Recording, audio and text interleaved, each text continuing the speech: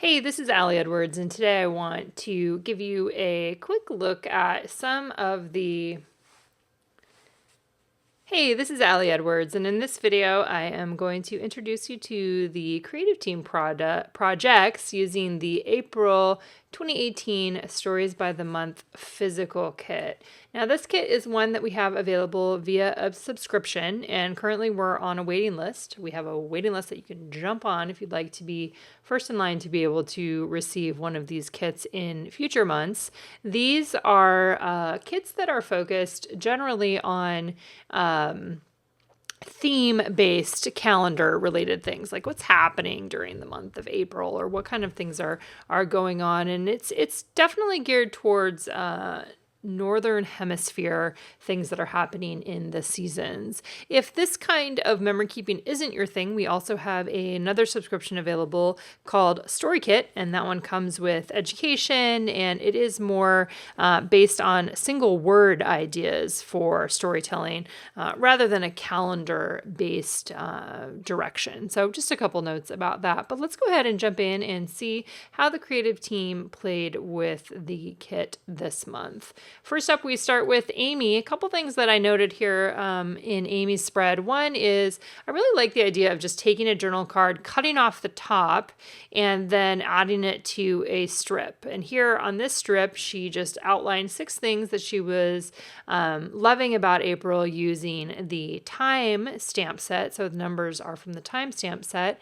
And I think it's just a nice reminder they don't have to be restricted to a specific size. You can take one of those 3x4 cards, you can cut it up, add it onto a 3x8 strip, and you've transformed it into something else. The other side there, she has a lovely little collection of ovals. This April kit had a lot of, all the chipboard pieces were ovals, kind of like an egg look, right? And she took that same idea and she paired those chipboard pieces with photos that she had taken of flowers around her area and then cut into that oval shape.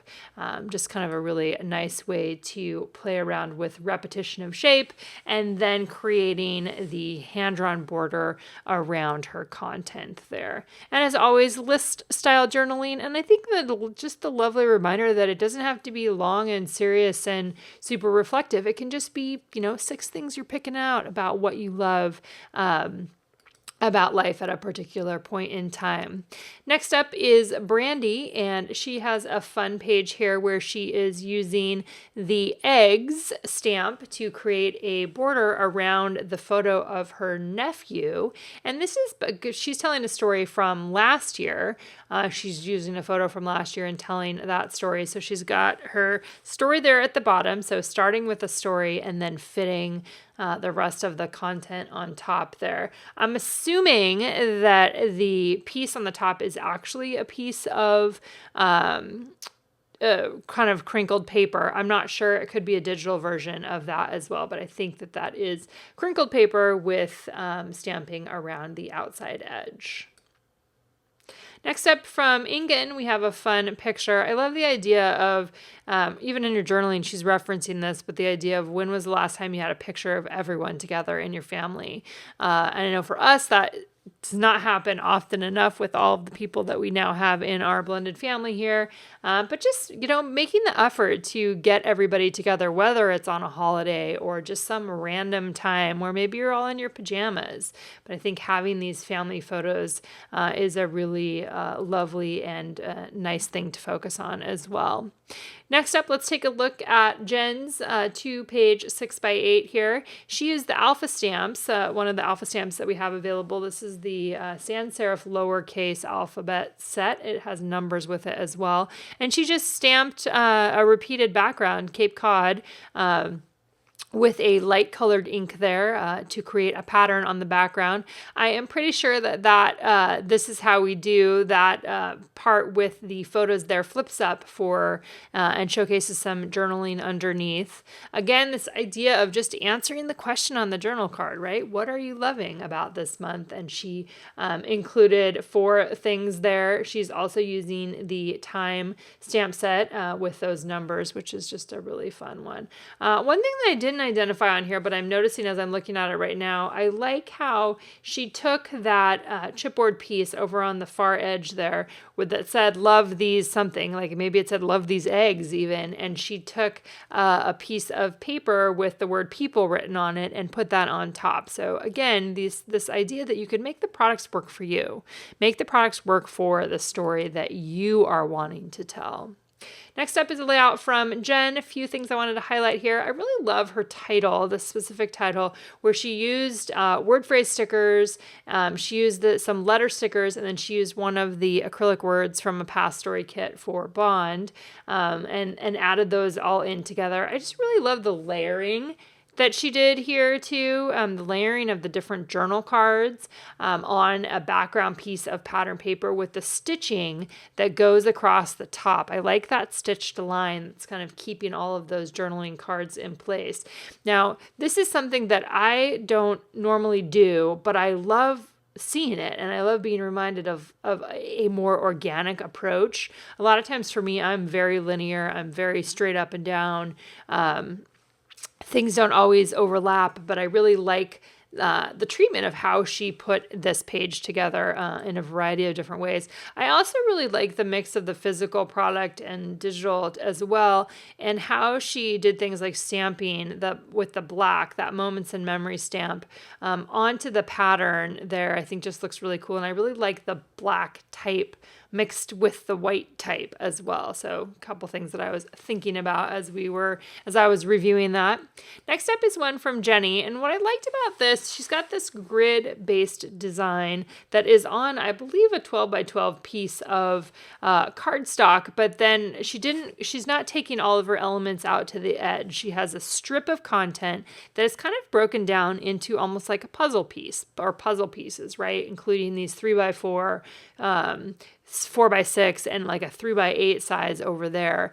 One of the things that's cool about doing this this is a good example compared to the one that we just saw of from Jen too, where it was more organic, where this one is more grid-based and very linear too. And doing this makes it really easy to save out that space for your journaling too. You know that you have this block section available for your journaling. You can type it up, and then again, it's like putting a puzzle together. I also like how these two chipboard pieces that she has on here breaks out of the grid. So the Let's Get Lost literally breaks out of her grid of content here, pushing it past the edge of that patterned card that she cut up, and then having the chipboard oval that is going across where the 4x6 card and her 3x8 photo meet. So just a couple things to think about when you're working with grids, this idea of what can you break out of the grid as well. It's kind of a fun way to look at that. Next up is a cute little spread here from Jess. Again, journaling as a letter. This is one of her, I think, things that she's really strong at, and I love seeing that, and I love the reminder of that's such an easy way to get words down. And I also really liked this photo. Number one, it captures a relationship, right? Number two, the adult who is holding this child, the grandma, has the bunny ears on, and that just is such a great placement in time, right, of something that's happening, and being the holiday and those kinds of things as well. And a lot of the creative team, what they have done this month is they've gone back in time and told past Easter stories as well. You can see like this one is from 2016, and I think that is also a nice reminder too that you possibly have stories from the past that you may want to bring up using these products to tell those kinds of specific stories. Next up, we have something from Kelly here. So again, looking at the idea of what she's so good at, which I've said in other videos, is just this idea of looking for the beauty in your everyday life and documenting it.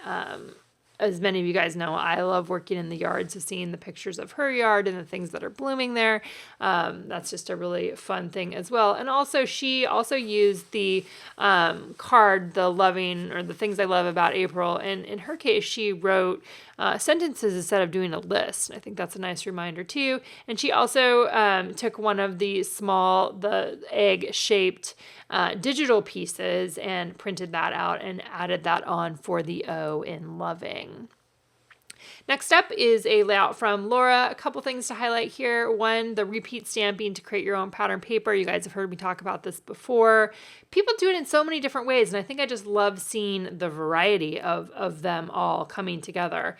This one, that Moments in Memory stamp, is just such a great stamp, so it's a fun way to play around with that. A couple other things she did is she also combined the physical product with some of the digital products from last year. So the physical product for April was a digital kit from last year. And so if you missed out on this physical kit, you can go back and pick up the digital Stories by the Month from last year as well.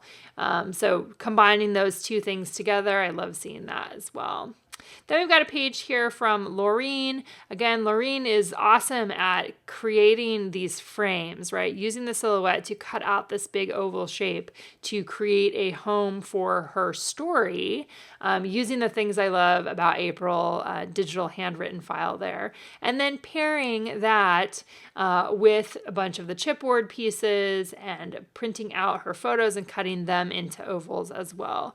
And I love how she's puts these clusters together where you have the chipboard, the wood veneer, the photos, and then often a couple other little things happening there as well. Great layering. Here's another one from her this month that is using hearts, the repeated heart shapes. Again, using the silhouette to cut out these spaces and essentially make a template for herself, where then on the background she's putting the photos in there, she's putting her words, she's creating homes for the patterns, all of those things. And then I also really liked how she broke out of her hearts and then use the come together with the floral wreath there as something that breaks the pattern. So that's a fun way to look at that as well. So let's say you have all of these hearts repeated over and over again, and then you do something different right in the middle. It's a nice way to create some contrast in the shapes that you are using as well.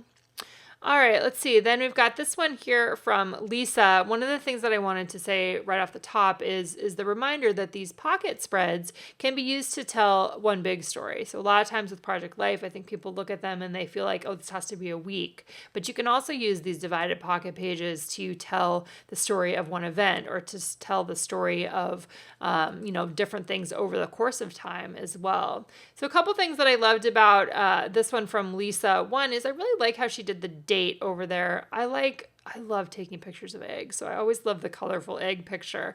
But she took a piece of vellum, she used the mega date stamp from Studio Calico on top of the vellum, then she used some chipboard pieces there to create the brackets for the title, and I just thought that was a fun way to create a title card.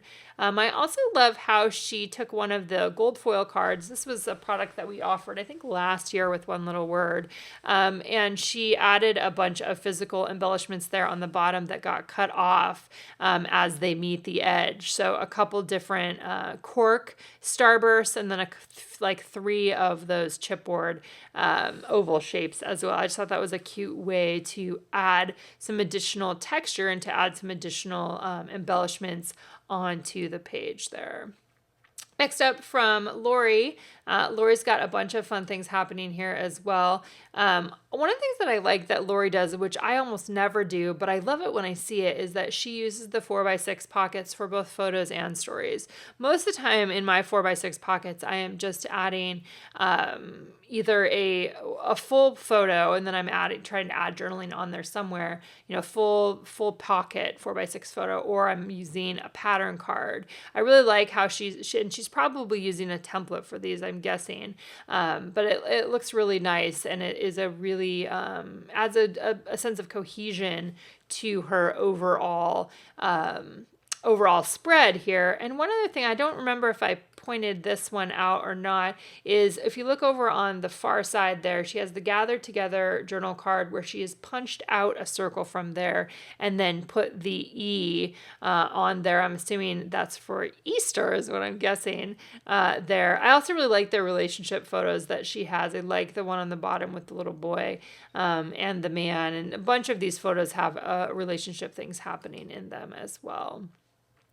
Next up, we have a spread from Mel, again focusing on Easter, right, and kind of this time period of Easter back in 2017. I love how she took photos of the chalk drawings that her kids were doing. I think that looks really cool on the page. I like the white border that she has going on a couple of those photos. I also like, again, and I've said this with hers before, is that she just goes with the mistakes. I think that's great. Like she probably either did 2016 or 2018, which is totally what I would have done, and messed up on my date stamping. And then she just repeated it again, right? She just took the 2017 one and she stamped that on there a couple times. And I just love that. I like the fact that she's not redoing everything every time because nobody cares, right? Nobody totally cares. It looks cool. It looks like it's just a repeated stamping on there. I also like how she looks for homes for embellishments, whether that's stamps or stickers or other things as well. Like in this particular picture right here, there is a circle mirror and she stamped the Easter memories right onto that mirror. I think that's a great use of product as well. All right, a couple more here. There's one from Pam, and I'm pretty sure this is 9x12. I know that we've got a bunch of people that are using that size too. One of the things I loved is she took that Easter Joy card and she cut off the bottom of it, and I thought that was super clever. And then added it on top of a pattern journal card. What a fun way to play around with those cards. That reminder of cutting up journal cards, I think, which is something that I talked a lot about in my Storytelling with Project Life class. If you haven't taken that one, that's a good one to get some of these kinds of ideas as well. It's just cutting up those cards. Sometimes they're great for using just as they are. Sometimes it makes so much more sense to cut them out. It really just depends on what you are looking for and what you want to create. I love the repeat stamping of the eggs over and over again on the bottom of that card. So creating your own pattern for journal cards is something that's so easy to do with these products. And I also like how she combined different photo ideas to tell more of the story, or different photo angles. She has the top-down angle of the newspaper with the colored dyes, with the eggs. Then she's got the kids in action, right, of actually doing the dyeing. And then she has her finished products, her finished eggs down at the bottom. And these eggs are super fun. Like, I don't remember seeing those fun, really kid-friendly kind of eggs. I just love how those turned out. So showing, kind of the process, right, from top to bottom, using photos to tell the story as well. Pam had another spread, this time from 2017, showing some of her Easter things. Again, here is cutting up a pattern journal card and then adding that on top of just a white journal card with the text on it, and she stitched across the card there, adding that nice little additional bit of texture. I love the picture of her two kids. They're just standing in front of the fence with their bags and all of their Easter loot. I thought that looked super fun. I also like how she cut out the floral wreath there and used it to hold content about her story. So used it to tell a little bit, give a few more details about who these kids are and when this was. I just thought that was a fun use of that as well. And then we've got Teresa working in her one of her traveler's notebooks here. A couple things that I really liked. One is just the reminder that the cards can fit in here. Now, I think this is a kind of a different traveler's notebook size. She does a few different sizes. So she's adding the card directly in there. Then she's pairing that with her Instax. I think they're probably Instax, instant camera pictures. And then using a few of the oval embellishments to add on to her story as well. That's a look at the April Stories by the Month physical kit from my creative team. Let me know if you have any questions.